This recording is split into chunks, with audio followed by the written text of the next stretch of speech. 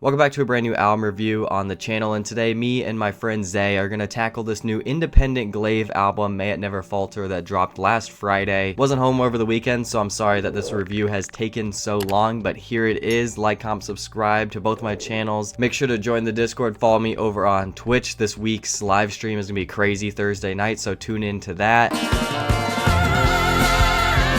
So Glaive once again has put together a pretty short album that is just 11 songs and 23 minutes, but I like that he was able to on some songs pack more emotion than others and bring in acoustic guitars, or on others, have hype songs and headbangers that are almost rap verses for some of the project. I feel like Glaive has mixed his hyper pop and alternative styles in the year 2024 quite a bit as well. I really like the approach to this album where he kind of took a team and went to Iceland for however long to pretty much make the entirety of this album. I think was a cool concept, and that team consisting of other producers and engineers such as Cole Carmody, Jeff Hazen, and John Cunningham, who produced with XXXTentacion back in the day. I think this album, May It Never Falter, is actually kind of structured the same as his 2023 album, I Care So Much I Don't Care At All, at least with the different songs that kind of pace the project. And I'm talking about the intro of the album kind of building up into a big beat drop, or the outro being very nice, soft, and beautiful to wind down the album. And I do think there is a few similarities between his last album and this one, but I think one that stays the same is the fact that Glaive really hasn't missed in a couple years, it seems like. My song by song breakdown is coming here in a moment, so stay tuned for that. I have a tier list also in this video. Thanks again, Zay be killing it, for being in this review. Here's what he has to say about Glaive's recent album.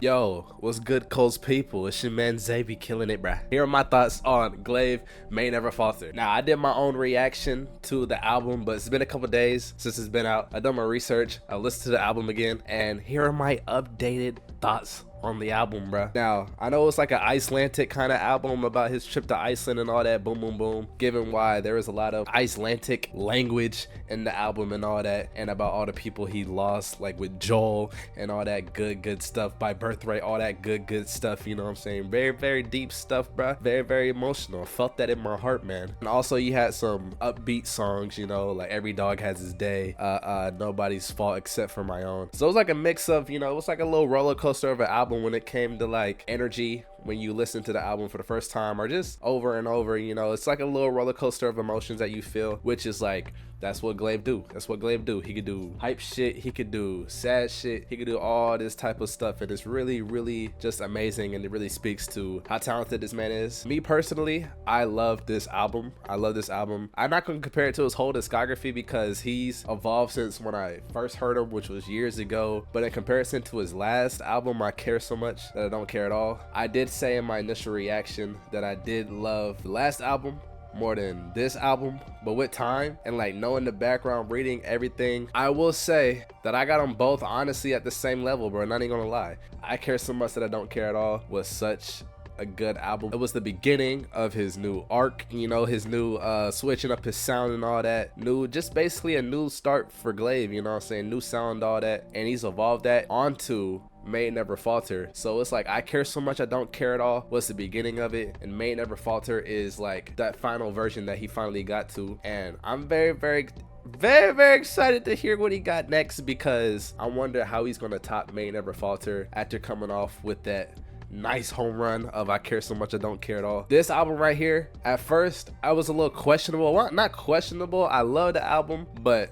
I didn't know if it was better than the last one. But with time and knowing more and get to know deeper about the album, I will say May It Never Falter, it's 10 out of 10, bro. I'm not even gonna lie, it's 10 out of 10 on the Zay scale, bro. Every guitar has its So now it's time for me to break down each song and rank them in tier list style, front to back, as we always do. Let's start with the first track here, For God and Country. I really like how soft the first verse of the song is as it starts to build up, and there's nice little piano keys thrown in there as well. So I really love how rewarding the drop is in this song when he's like, "It's not over yet," and he's shouting in the song, but he also has good lines tucked in there as well. For instance, happiness is found in moments, you must. I do think this song is almost a year later, and it's almost an opposite kind of of message than Are You Bipolar 1 or 2, which was the opener to his last album, whereas this song is just more like I've overcome and had better days from almost taking my life at age 10. Ultimately, I think the message of it and all the elements of the songs and the way it sonically just kind of sounds, it's the most Glaive song on this project. It is such a strong opener, and it took me, a couple listens to realize really how great this track is, but it remains one of the best in my opinion. This was a fantastic opener. Then you get into 60,000 ISK, which is kind of funny because that actually just translates to $400 in US,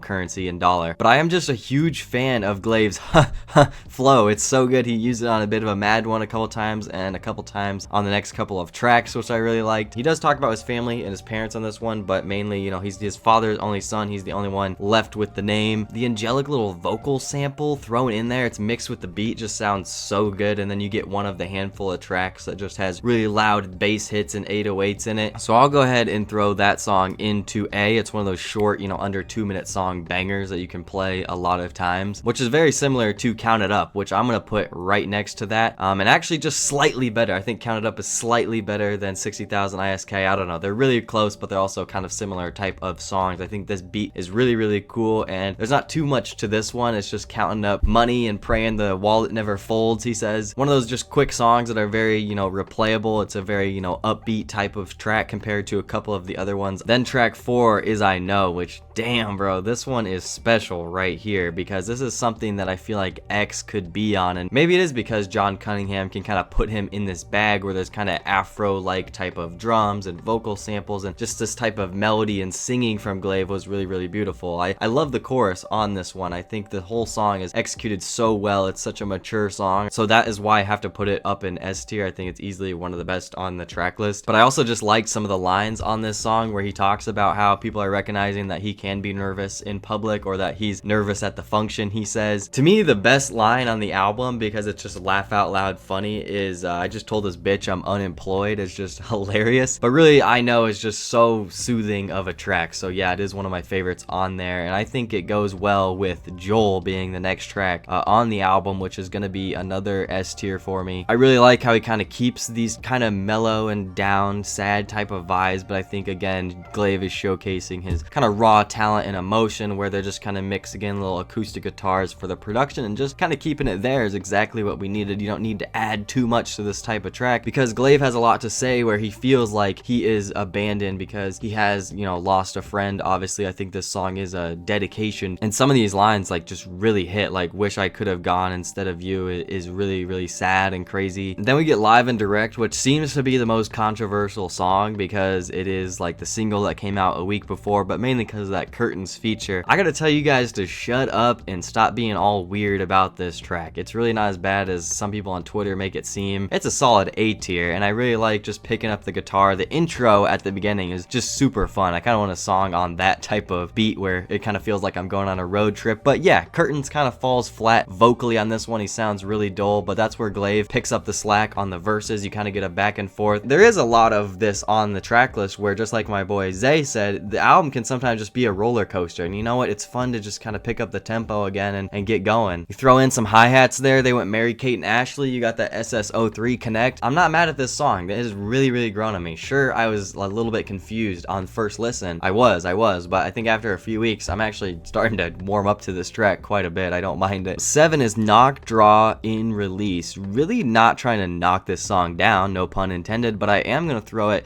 in the B tier. It does kind of remind me of Forgotten for Country's first verse. The tempo of the song doesn't really change all too much, but I just think maybe the replay value isn't as great as the other tracks, whereas, I understand that because this is kind of a song that feels like he's talking about a breakup, or at least one that happened in the past, that happened in the communication kind of a relationship I feel like he talked about a lot, and so I focus more vocally on this one than I do the beat on that, which also might be one of the weaker ones on the project, but it's a cool album song. I really really don't knock that at all. It's a solid performance from Glaive. It really is. Then Every Dog Has Its Day. Oh my god, what a banger. Okay, I'm gonna put that as one of the best in S tier. I can't lie. This is when the hype of the album kind of comes back, and I can't lie, the beat to the song is just kind of funky and crazy, and it reminds me of Sandstorm by Darude. I can't lie. I just really love the whole performance he gave of Please Don't Look Me in My Face, and then he kept the tempo going into the verse as well. The song didn't, really die out. Honestly, I was just kind of waiting for the song to build up again, hit that chorus. That drop is so sick, man. This song is actually such a banger. It's so cool, and it just seems like something really unique and fresh that Glaive has made. And I'd argue that for a lot of sounds on this project. I think Glaive continues to go new routes, which makes this album so fun, and as you listen to it, it gets better and better. It really does. And then after that, we got Freudian, I think is how you say it. I'm probably saying it wrong. I'm not gonna lie. I'm gonna throw this one into A tier. A lot of the S and A are pretty close. This album's actually slightly stronger than I thought it was last Friday. I think Freudian might be one of the most underrated on the project. So apparently I looked it up. The meaning of that word, if I'm saying it wrong, is from the guy Sigmund Freud, who was a neurologist probably a long time ago. He believed that boys are more likely to be more compatible, maybe is the word, with their moms, and then girls are more, I guess, supposed to be attached to their father, I guess. So that's kind of how the line about him talking about how he likes girls that are like his mother are correlated, if that makes sense. But that's what's so cool about Glaive to me, is you can find lyricism like that just almost doesn't make sense, but then when you kind of figure it out and you understand what Glaive's talking about, you get it. And I think he does talk about legit things, his real life. He's only Glaive on this project. He literally says at the end of the verse, he has a couple lines of every song is true, I really feel like shit. Every song is true, I really feel like this, is how he ends off the verse. So yeah, just it all makes sense, and I think the chorus is just really catchy to me. I think these type of beats are really cool. I like these type of tempoed tracks where it kind of feels like he is rapping on a Count It Up and 60,000 ISK, and this one as well. Also, actually, I forgot in my notes, this is why I wrote this, Freudian gets moved to just an S tier. Here's why, is because he adds in a last verse with a brand new flow, gets melodic at the end of it. That shit is hard. The replay value is actually crazy in that song. I have to move that one to S tier. I'm not gonna lie. Nobody's fault except my own. I'm gonna have to put at B tier. I'm not gonna lie. It is a very epic type of song. I feel like he's made songs with similar, type of beats and stuff like that on a bit of a mad one, or, recently, but this song was dramatic, and it was kind of supposed to be that way. But this song in itself was kind of a roller coaster if you just kind of get to the verse and it all dies down again. I do think, vocally and emotionally, like, Glaive really unleashed on this track, which was really, really cool, and I think it was fully set up to be that way. Gotta go out with a bang right there, because the next track and the final track on the album is by Birthright, which I will say is going to be a B tier for me. It's pretty angelic. Glaive's high-pitched voice at times, I know at least in the beginning of the song, it isn't perfect by any means. Maybe that's something he can still kind of work on and develop throughout the next few years and see if he unlocks that. Another thing I want to do for this video was kind of translate the Icelandic tongue, the language that he used a couple times on this album. For instance, he said read it and weep on one of the tracks, and just a whole bunch of bullshit, may it never falter, and then he ended the track basically in Icelandic language here. He said thank God for everything, is how he ended off the album with those voices, which was really cool. But it was a good closer to the end of the album. I don't think that By Birthright is my favorite track by any means, but fun fact, that was actually the original name to the album, and then it turned out to just be a song name. But I'm glad that this was 11 tracks long. I think it was a perfect length for a Glaive album. I think he did a great job. I think that's exactly how I want my tier list to look. There's so many great tracks on this album, and like I said, this album kind of gets better and better with every listen, and it goes by pretty quick, as all Glaive projects really do. I don't like when the car goes too fast. If we pop up my tier list of where I rank all of my albums, another well done, mature project from Glaive, I'm gonna go ahead and put it in the great tier. I'm gonna be playing this one a good amount as a huge Glaive fan. Thanks again, Zay, for joining the video. He reacted to the album, so go check that out. And thank you guys for watching all the way to the end of the review. More album reviews and videos are on the way. Comment down below your guys' favorite tracks on the album. Other than that, I have a Twitter, Instagram. Go check me out there. Subscribe to both of my channels. Join the Discord. Follow the Twitch. We'll be live Thursday night. It's gonna be a banger. And I'll catch you guys soon. Peace.